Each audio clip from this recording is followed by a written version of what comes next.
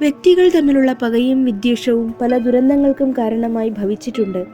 അത്തരത്തിലൊരു സംഭവമാണ് 1906 ന്യൂയോർക്കിൽ നടന്നത്.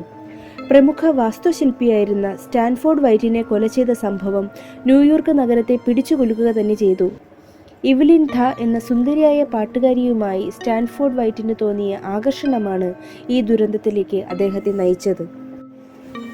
സ്റ്റാൻഫോർഡ് വൈറ്റ് തൻ്റെ കഴിവുകൾ കൊണ്ട് ജനശ്രദ്ധ പിടിച്ചെടുത്ത വ്യക്തിയായിരുന്നു. സ്വന്തം കഴിവുകൊണ്ട് 20-ാം നൂറ്റാണ്ടിലെ ന്യൂയോർക്കിന് ഒരു പുതിയ മുഖച്ഛായ തന്നെ നൽകുവാൻ ഇദ്ദേഹത്തിന് കഴിഞ്ഞു. അദ്ദേഹത്തിൻ്റെ സൃഷ്ടികളിൽ പ്രധാനപ്പെട്ട ഒന്നാണ് ലോകപ്രശസ്തമായ മാഡിസൺ സ്ക്വയർ ഗാർഡൻ. ഇതേ സ്ഥലം തന്നെ പിൽക്കാലത്ത് അദ്ദേഹത്തിൻ്റെ ദാരുണമായ അന്ത്യത്തിനും സാക്ഷ്യം വഹിച്ചുവെന്നത് വിചിത്രമായി തോന്നിയേക്കാം. സാങ്കേതികമായി വൈദഗ്ധ്യം പ്രകടിപ്പിച്ചിരുന്ന സ്റ്റാൻഫോർഡ് കാഴ്ചയിൽ അരോഗദൃഢഗാത്രനും സുന്ദരനുമായിരുന്നു. ഒപ്പം ഒരു സ്ത്രീലമ്പടനും.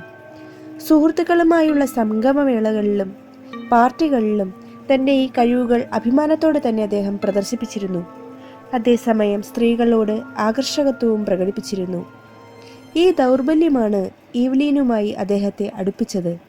16-കാരിയായ ഈ സുന്ദരിയുമായുള്ള അടുപ്പം നീണ്ടുപോകുകയും അത് ഇരുവരെയും അസന്മാർഗിക വൃത്തികൾക്ക് പ്രേരിപ്പിക്കുകയും ചെയ്തു. ഇവരുടെ ഇടയിലേക്കാണ് ഹെൻറി കെൻഡൽ ഥ എന്ന സമ്പന്നൻ കടന്നുവന്നത്. സുഖിയനെന്നോ മടിയനെന്നോ ഒക്കെ വിശേഷിപ്പിക്കാവുന്ന ഹെൻറി മയക്കുമരുന്നിനടിമ കൂടിയായിരുന്നു. പക്ഷേ ഹെൻറിയുടെ സാമ്പത്തിക ശേഷി 1905 ഇവലിൻ ഥ ആക്കി മാറ്റി. അന്ന് ഇവലിന് 20-ഉം ഥായ്ക്ക് 33 വയസ്സായിരുന്നു പ്രായം. ഇരുവരുടെ ദാമ്പത്യ ബന്ധം അത്ര സുഖകരമായിരുന്നില്ല. മുൻപും ഇരുവരും ഭാര്യ ഭർത്താക്കന്മാരെ പോലെയാണ് കഴിഞ്ഞിരുന്നത്. അതുകൊണ്ടാവാം വിവാഹത്തിൽ അവർക്ക് പുതുമയൊന്നും അനുഭവപ്പെട്ടില്ല. പക്ഷേ വിവാഹത്തിന് ശേഷമാണ് അവരുടെ ജീവിതത്തിൽ താളപ്പിഴകൾ മറന്നീക്കി പുറത്തു വന്നത്. 16-കാരിയായിരുന്നപ്പോൾ ഇവലിൻ്റെ സ്റ്റാൻഫോർഡ് വൈറ്റുമായുള്ള ബന്ധത്തെപ്പറ്റിയും അവളുടെ ചാരിത്രശുദ്ധിയെപ്പറ്റിയും ഥ നിരന്തരം ചോദ്യം ചെയ്യലുകൾ തുടങ്ങി. ഇവലിന് നേരെയുള്ള പീഡനവും മർദ്ദനവും രൂക്ഷമായി.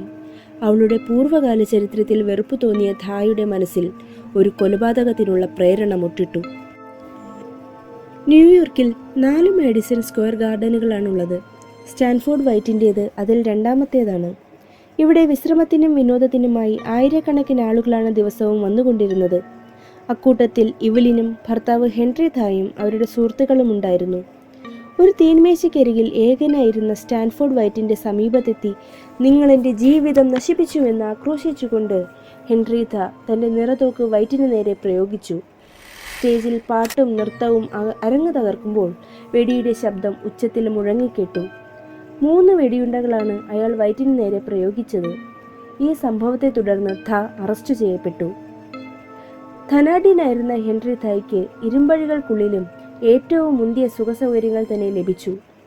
3 പ്രാവശ്യം വിചാരണയ്ക്ക് വിധേയനായി ഹെൻറിയെ 5 വർഷത്തിന് ശേഷം കുറ്റവിമുക്തനാക്കി. അദ്ദേഹത്തിൻ്റെ വിചാരണ ഒരർത്ഥത്തിൽ നീതിയും പണവും തമ്മിലുള്ള ഏറ്റുമുട്ടലായിരുന്നു. കുറ്റവിമുക്തനാക്കപ്പെട്ട ഹെൻറി 1947 തൻ്റെ 76-ാം വയസ്സിൽ മരിക്കും വരെയും സാഡിസ്റ്റിക് മനോഭാവത്തിന് ഒരു മാറ്റവും വരുത്തിയില്ല. അയാൾ ഇക്കാലം അത്രയും മദ്യവും മയക്കുമരുന്നും സൃഷ്ടിച്ച ലഹരിയിൽ നീന്തി തുടിക്കുക തന്നെയായിരുന്നു. ഇവിടെ അസന്മാർഗികമായ ഒരു ജീവിത സാഹചര്യം മറ്റൊരു തെറ്റിലേക്ക് മനുഷ്യനെ നയിച്ചു. വിലപ്പെട്ട പലതും നഷ്ടപ്പെട്ടപ്പോൾ നേട്ടത്തിൻ്റെ പട്ടിക ശൂന്യമായിരുന്നു. ഹെൻറി പിന്നീടും പലപ്പോഴും കുറ്റവാളിയായി തീരുകയും ചെയ്തു.